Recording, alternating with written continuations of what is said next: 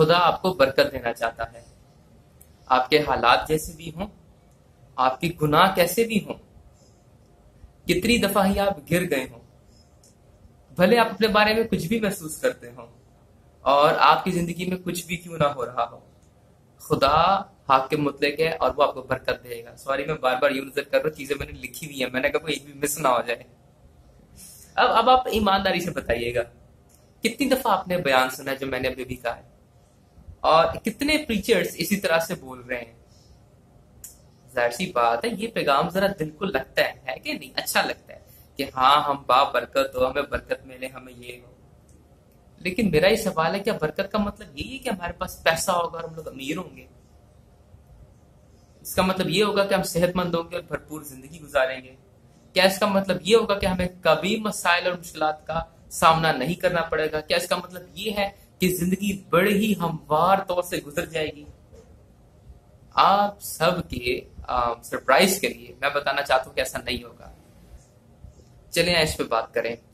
मेरा नाम जोशी फताशर है, मैं बाइबल टीचर हूं और आज मैं दूसरी बुक सीरीज आपके साथ शुरू करने आया हूं। जैसे कि मैंने बताया था कि हम लोग बात करना शुरू करेंगे बरकत के बारे में और खासतौर पर मुबारकबादियों के बारे में।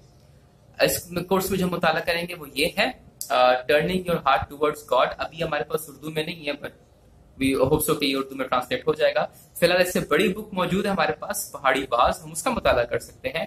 लेकिन फिलहाल इस वीडियो में मैं सिर्फ इन हिस्सों पर गौर करना चाहता हूँ, मुबारकबादियों में, जो हमें मत्ती उसका 5वां बाब और उसकी पहली 12 आयात के अंदर मिलता है। अगर आप इस हवाला को पढ़ेंगे तो इसके अंदर जितनी भी मुबारकबादियां हैं उन सबकी शुरुआत ऐसे ही होती है, मुबारक है वो, मुबारक है वो, मुबारक है वो, मुबारक है वो, यानी बाबरकत है वो। तो इससे पहले कि हम लोग मुबारकबादी में बात शुरू करें, हमें यह समझना होगा कि मुबारक यानी कि बाबरकत होने का क्या मतलब है। अगर आप पढ़ें पहला तिमोथियुस उसका पहला बाब उसकी 11वीं आयत, छठा बाब उसकी 13 से 15 आयात और फिर तीतस उसका दूसरा बाब उसकी 11 से 13 आयात, तो वहां पर इन तीनों हवाला जात के अंदर सबसे पहले तो बोला गया है कि खुदा मुबारक है, खुदावंद यीशु मसीह मुबारक है। तो सबसे पहली बात, बरकत की शुरुआत होती है खुदा और खुदा यीशु मसीह में।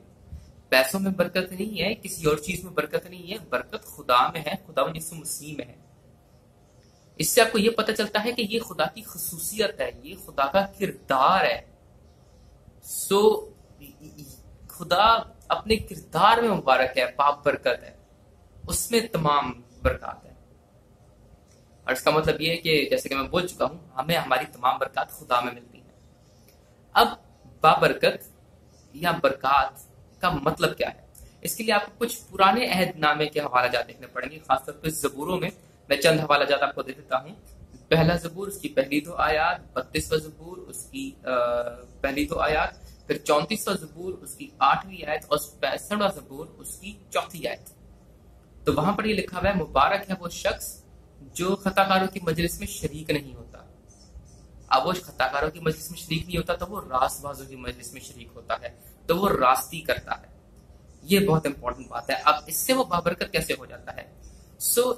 यहाँ पर क्या हुआ, अगर आपको पता हो तो अलेक्जेंड्रिया की लाइब्रेरी के अंदर तमाम उन्होंने बोला था कि भाई हमने दुनिया की तमाम कुतुब जो है अपने यूनानी जुबान में ट्रांसलेट करके यहाँ पर जमा करनी है। इसलिए वो लाइब्रेरी बहुत बड़ी थी।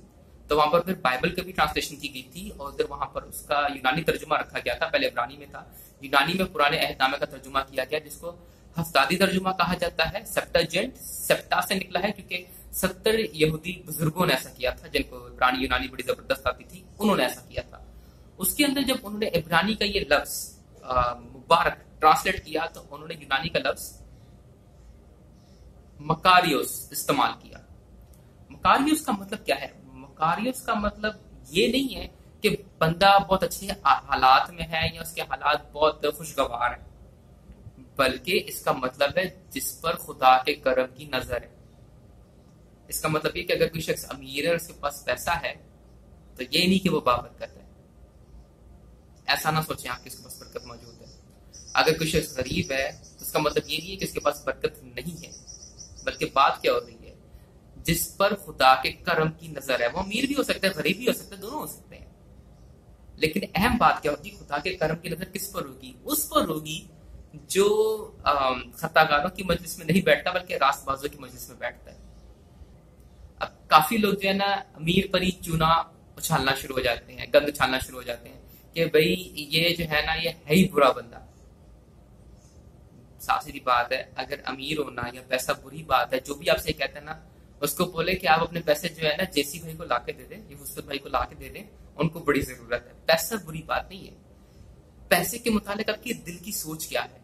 क्योंकि ऐसा भी हो सकता है कि बंदा गरीब हो लेकिन लालची और पैसे के बारे में नहीं सोचता और उसी में अपनी जिंदगी खर्च कर दे। तो मुबारक होने का मतलब ये नहीं है कि आप अमीर हैं या गरीब हैं, बल्कि आप पर खुदा के करम की नजर है, आपसे खुदा खुश है। और कब खुश होगा? सबसे पहले जब आप रास बाजू की मजलिस में बैठते हैं। उसके बाद क्या लिखा हुआ है, जो तमाम हवाला जात है उसमें लिखा हुआ है, जो खुदावन की शरीयत पर रात और दिन ज्ञान ध्यान करता है। दाऊद का ये काम था, दाऊद रात दिन बस खुदा की शरीयत में दिल लगाए बैठा रहता था। खुदा ने उसको बोला था कि मुझे मेरे दिल के मुआफिक बंदा मिल गया। उस पर खुदा के करम की नजर होती है जिसकी शरीयत से मोहब्बत करता है। It's very interesting. ये नहीं लिखा हुआ कि जो बहुत ज्यादा दुआएं करता है, वो जो बहुत ज्यादा रोजे रखता है, या वो जो बहुत ज्यादा गीत गाता है, बल्कि वो जो उसकी शरीयत पर रात और दिन ध्यान करता है। क्योंकि दुआएं कैसे करनी है ये भी आपको खुदा के कलाम से पता चलेगा, रोजा कैसे रखना है ये भी आपको खुदा के कलाम से पता चलेगा, गीत कौन से गाने हैं ये भी आपको खुदा के कलाम से ही पता चलेंगे। सब कुछ खुदा के कलाम पर ही इंसार करता है, क्योंकि यही इल्हामी किताब है। बाकी तमाम चीजें हमारे पास जो है वो इल्हामी नहीं है, उनकी हमें तालीम खुदा के कलाम से मिलती है। फिर लिखा है जिसकी खताएं बख्शी गई, जिसके खाते में खुदा उसकी बदकारी लाता नहीं और उस शख्स की रूह में कोई मकर नहीं है। बात ये नहीं कि आसपास शख्स खताएं नहीं करता, खता वो करता है, लेकिन वो खुदा के पास आता है और खुदा को कहता है कि खुदा मैं कमजोर हूं, मेरी मदद कर, तो खुदा उसके गुनाह बख्श देता है। और हम जानते हैं यीशु मसीह में खुदा ने हम सबके गुनाह बख्श दिए और हमें तब्दील होने की ताकत दी। खुदावंद भला है, मुबारक वो शख्स है जो खुदावंद में पनाह लेता है। तो ये बात है, वो शख्स मुबारक है जो खुदा में पनाह लेता है। और एंड में वो शख्स मुबारक है जो खुदावंद के घर में जाता है। हासिल कलाम बरकत का मतलब ये नहीं है कि आपके हालात बहुत अच्छे हैं, इसका मतलब ये है कि आप पर खुदा के करम की नजर है। और क्योंकि आप पर खुदा के करम की नजर है, ये आपके लिए बहुत है, more than enough, simple more than enough.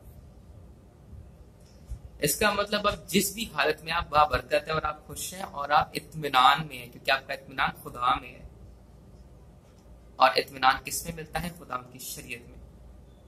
और जब आप खुदा की शरीयत में रहेंगे तो आप खता से दूर ही रहेंगे, दूर दूर तक आप उनको सलाम भी नहीं करेंगे। ये हाल है। तो ऐसा एटीट्यूड जब होगा ना, तब खुदा के करम की नजर आप पर होगी। अब है इतलाकी सवाल, सोचें अगली वीडियो तक कि क्या यही वो डेफिनेशन है, यही वो तारीफ है जो आप बाबरकत होने के बारे में सोचते थे, या ये जो आपकी सोच है उसके बिल्कुल मुख्तलिफ है। अगर आपको अभी तक पता नहीं था, इसमें आपकी गलती नहीं थी, लेकिन आगे आप क्या करते हैं उसके बारे में सोचें। अब आपने देख लिया है कि बाबरकत होने का असल मतलब क्या है, आपकी जिंदगी क्या दिखा रही है। क्या आप खुदावंद में मुतमईन हैं, या आप दुनिया में इधर उधर फिर रहे हैं अपनी बरकत के लिए। खुदा को बरकत ठीक है वो देते हैं, ऐसी बात नहीं है, लेकिन खुदा को एक तरह से बरकत देने की जरूरत नहीं है, क्योंकि खुदा मिल गया तो सब कुछ ही मिल गया, हमें मिल गया सब कुछ। मुझे समझ भी नहीं आता फिर लोग कौन सी बरकत ढूंढ रहे हैं। पौलुस रसूल कहता है जब उसने बेटा दरेक नहीं किया तो और चीजें क्यों दरेक करेगा, तो क्यों नहीं बनता। तो खुदा मिल गया, काफी है लोगों, काफी है, यही बहुत बड़ी बरकत है। देखें आप दूसरी कौमों को कैसे टटोलते फिरते हैं खुदा को ढूंढने के लिए। आप भी तो उनमें से एक नहीं कि खुदा को टटोलते फिर रहे हैं। क्यों क्यों क्यों क्यों आप ऐसा कर रहे हैं? खुदा तो आपके बहुत नजदीक है, खुदा तो आपके दिल में है। पूछें और वो आपको बता देगा कि खुदा कौन है। फिर ये भी देखें कि खुदा ने कितनी बरकत हमें दी हुई है। उसने हमें खाना दिया हुआ है, घर दिया हुआ है, घराना दिया हुआ है, यानी कि फैमिली दी हुई है, मोहब्बत दी है, दोस्त दिए हैं। So this is the thing, जो कुछ भी हमें चाहिए सब कुछ मौजूद तो है, और क्या चाहिए। और अगर आपको इन तमाम चीजों के हासिल करने के बावजूद भी अपनी जिंदगी में खिला नजर आती है, तो आपको और बरकत नहीं चाहिए, आपको खुदा चाहिए।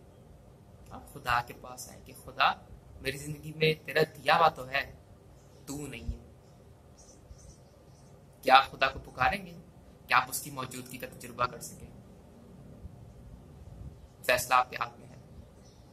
अगली बार हम लोग पहली मुबारकबादी के बारे में बात करेंगे। सो अगर वीडियो पसंद आई है तो लाइक कीजिए, कमेंट कीजिए, शेयर कीजिए, मेरा चैनल फॉलो कीजिए। किसी और टॉपिक पे आप चाहते हैं कि मैं वीडियोस बनाऊं, लेट मी नो। कोई सवाल है, let me know, I am at your service. तब तक के लिए खुदा हाफिज, खुदावंद आप सबको बरकत दे।